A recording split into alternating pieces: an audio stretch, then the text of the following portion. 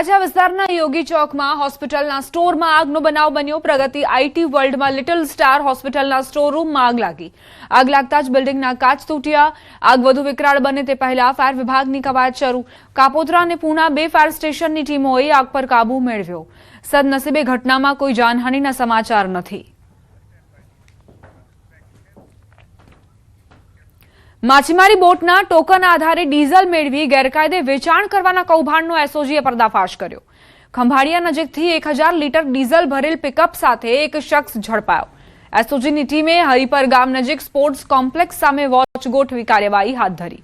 પિકઅપમાંથી 4 barrel અને 2 કેરબામાં ભરેલ diesel મળી આવ્યું।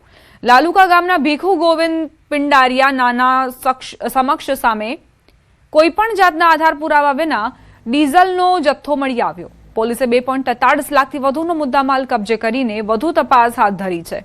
હાલ ડીઝલની અછત વચ્ચે કાળાબજારી કરતા તત્વો સામે પોલીસે કડક કાર્યવાહી કરી છે।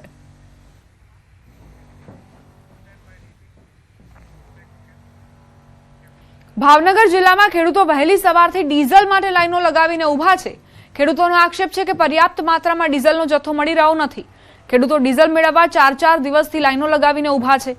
છતાં 5 થી 10 ખેડૂતોને ડીઝલ આપ્યા બાદ ડીઝલ આપવાનું બંધ કરી દેવાતા ખેડૂતોમાં નારાજગી છે।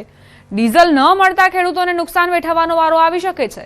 તો બીજી તરફ જિલ્લા પુરવઠા અધિકારીનું નિવેદન સામે આવ્યું। પૂરતા પ્રમાણમાં પેટ્રોલ ડીઝલનો જથ્થો ઉપલબ્ધ છે તેવી વાત કરી। 4 દિવસથી ડીઝલની લાઈનમાં ખેડૂત ઉભા, અમે હારે ઉભા 4 દી આવી કેમ કે ડીઝલ છે લાઈનમાં રહેવી 5 જણા 10 જણા ડીઝલ મળે તો બંધ પૂરો છે પાછા ઘરે વ્યા દે। ખેડૂતોને કેટલી તક મુશ્કેલી પડે? ખેડૂતની મુશ્કેલી પૂરેપૂરી। પેટ્રોલ ડીઝલની અછત છે, પણ એકંદરે વલભીપુર શહેરની અંદર 4 પંપ છે। રિલાયન્સ, એક ઇન્ડિયન, HP અને બીજો એક છે, બરાબર છે। એટલે ડીઝલ પેટ્રોલ અછત છે, મળી રહે છે અને આ લાઈનો લાગે છે, પણ હવે ડીઝલ પેટ્રોલનો જે પ્રશ્ન છે એ લોકલ પ્રશ્ન છે। આપ સૌ જનતાને જણાવવા માંગુ છું કે હાલમાં ભાવનગરમાં કોઈ પણ જગ્યાએ ડીઝલની કોઈ પણ પ્રકારની અછત અમારા ધ્યાને આવેલી નથી। અમે રોજ ઓઇલ માર્કેટિંગ કંપનીઝના સેલ્સ ઓફિસર સાથે વિડીયો કોન્ફરન્સના માધ્યમથી મીટિંગ કરીએ છીએ અને કોઈ પણ જગ્યાએ કોઈ પણ પેટ્રોલ પંપ ઉપર પેટ્રોલ અથવા ડીઝલનો પુરવઠો નિયમિતપણે જળવાઈ રહે તે માટે અમે પ્રયત્નશીલ છીએ। ગુજરાત સહિત 10 રાજ્યોની 24 બેઠકો પર રાજ્યસભાની ચૂંટણી જાહેર થઈ, જેમાં ગુજરાતની 4 બેઠકોનો સમાવેશ થાય છે। ગુજરાતની આ બેઠકો પરના વર્તમાન સાંસદોની મુદ્દત 21 જૂન 2026ના રોજ પૂર્ણ થઈ રહી છે।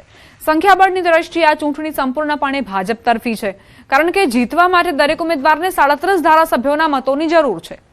ગુજરાત વિધાનસભામાં કોંગ્રેસ પાસે માત્ર 12 ધારાસભ્યોનું સંખ્યાબળ હોવાથી તેના માટે ચૂંટણી જીતવી અશક્ય છે। આથી કોંગ્રેસ પ્રદેશ અધ્યક્ષે હારનો સ્વીકાર કરીને ઉમેદવારી ફોર્મ ન ભરવાનો નિર્ણય કર્યો છે। ઉમેદવારી ફોર્મ ભરવા માટે 10 ધારાસભ્યોની સહી જરૂરી હોવાથી કોંગ્રેસ ફોર્મ ભરી શકે તેમ હતી, પરંતુ પૂરતા મતોના અભાવે તેમણે પીછેહટ કરી। પરિણામે આગામી 18 જૂનની ચૂંટણીમાં મતદાન વગર જ ભાજપના 4 ઉમેદવારો બિનહરીફ વિજેતા જાહેર થાય તેવી પૂરેપૂરી સંભાવના છે। કોંગ્રેસને ભાઈ એ પણ સતાવે કે ચલો મત તો બહાર જ છે, પણ ફોર્મ ભર્યા પછી બી પાછા આમાંથી એ 2-4 ખસી ના જાય, એનો પણ એક વિષય આવે। પણ હમણાં જાહેરાત કરી છે પ્રદેશ અધ્યક્ષએ પણ અમે ફોર્મ ભરવાના નથી, એટલે વન સાઈડ ચૂંટણી થવાની છે। ભારતીય જનતા પાર્ટી જો ઉમેદવાર પસંદ કરે એ ઉમેદવારો બિનહરીફ થવાની પૂરેપૂરી શક્યતા છે। ધોરણ 10 બાદ ડિપ્લોમા પ્રથમ વર્ષ માટે પ્રવેશ પ્રક્રિયાની શરૂઆત થઈ ગઈ છે। વિદ્યાર્થીઓ 19 જૂન સુધી ઓનલાઈન રજીસ્ટ્રેશન કરાવી શકશે। રાજ્યની 153 કોલેજોની કુલ 69,987 બેઠકો પર પ્રવેશ આપવામાં આવશે। જોકે ગયા વર્ષે માત્ર 55.58% બેઠકો જ ભરાઈ હતી અને આ વર્ષે પણ 15,000થી વધુ બેઠકો ખાલી રહેવાની શક્યતા વ્યક્ત કરાઈ રહી છે। ઓનલાઈન રજીસ્ટ્રેશન પૂર્ણ થયા બાદ 29 જૂને પ્રોવિઝનલ મેરિટ લિસ્ટ જાહેર થશે, જ્યારે 29 જૂનથી 2 જુલાઈ સુધી મોક રાઉન્ડ માટે ચોઇસ ફિલિંગ પ્રક્રિયા હાથ ધરાશે। એનું રજીસ્ટ્રેશન અમે 8મી મે શરૂ કરેલું હતું અને 19th જૂન સુધી એનું રજીસ્ટ્રેશનની પ્રોસેસ ચાલુ રહેશે।